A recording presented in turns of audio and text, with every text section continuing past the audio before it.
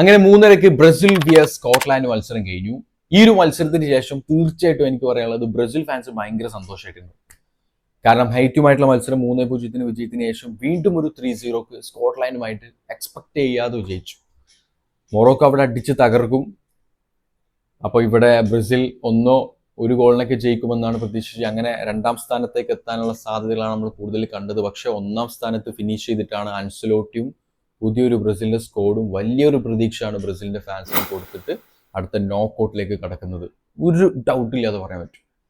So Brazil ഫാൻസിന് അത്ര happy ആയിട്ടുള്ള ഒരു മൂമെന്റ് ആണ് ഈ ഒരു വിജയം എന്ന് പറയുന്നത്. കളിന്റെ കുറിച്ച് പറയുകയാണെങ്കിൽ ഗബ്രിയലും അതുപോലെ തന്നെ മാർക്കിനസും അടിപൊളിയായിട്ട് കളിച്ചു. സെൻട്രൽ ബാക്കിൽ കിടിലായിരുന്നു. അതുപോലെ തന്നെ പറയാനിരിക്കാൻ വയ്യ അലിസൺ ബെക്കറിന്റെ സേവുകൾ, സ്റ്റോപ്പുകൾ, ക്ലൈമുകൾ, ക്ലിയറൻസുകൾ പൊള്ളിയായിരുന്നു. അത് കഴിഞ്ഞ് സെൻട്രലാക്കി നോക്കുകയാണെങ്കിൽ ബ്രൂണോ ക്രൂമിയറസിന്റെ 2 പാസുകൾ അടിപൊളിയായിട്ട് കളിച്ചിട്ടുണ്ട്. 3 കീ പാസുകൾ ക്രിയേറ്റ് ചെയ്തിട്ടുണ്ട്. 2 ബിഗ് ചാൻസുകൾ ക്രിയേറ്റ് ചെയ്തിട്ടുണ്ട്.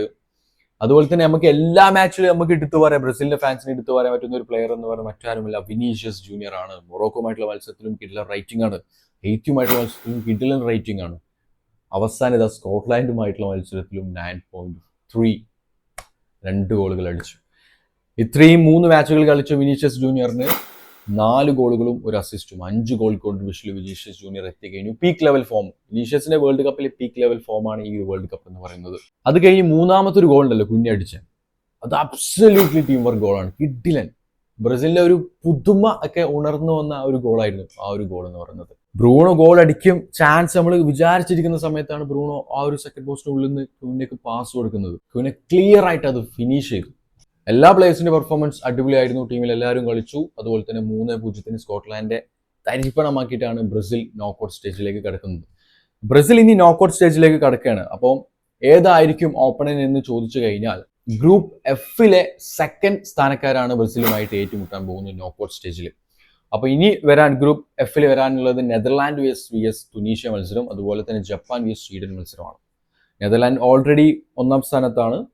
തുനീഷ്യമായിട്ടുള്ള മത്സരം എന്തായാലും നെതർലാൻഡ് ജയിക്കും. കാരണം തുനീഷ്യ 2 കളികളും നല്ല അഗ്രിഗേറ്റിൽ തോറ്റിട്ടുണ്ട്. സോ തുനീഷ്യമായിട്ടുള്ള മത്സരം എന്തായാലും ആര് ജയിക്കും? നെതർലാൻഡ് ജയിക്കും. അതുകൊണ്ട് തന്നെ പിന്നെ സ്വീഡൻ vs ജപ്പാൻ മത്സരം, അതാണ് ക്രൂഷ്യൽ മാച്ച്. അതിൽ കൂടുതൽ സാധ്യത ജപ്പാൻ ജയിക്കാൻ തന്നെയാണ്. പോയിന്റുകൾ നോക്കുകയാണെങ്കിലും ജപ്പാൻ തന്നെയാണ് മുകളിൽ. So Japan vs Brazil match ആയിരിക്കും നോക്കൌട്ടിൽ ബ്രസീലിന്റെ ഫസ്റ്റ് മാച്ചിൽ നമ്മൾ കാണാൻ പോകുന്നത്. ജപ്പാൻ vs ബ്രസീൽ മാച്ച്, അതൊരു കുറച്ച് ക്രൂഷ്യൽ ആയിട്ടുള്ള മാച്ച് തന്നെയാണ്. Will see.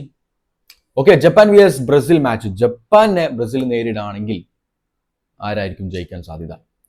ബ്രസീലിന്റെ ഫാൻസ് അല്ലെങ്കിൽ കമന്റ് ബോക്സിൽ ഒന്ന് കമന്റ് ചെയ്യാം. Okay friends, bye. It's me scorer's mind.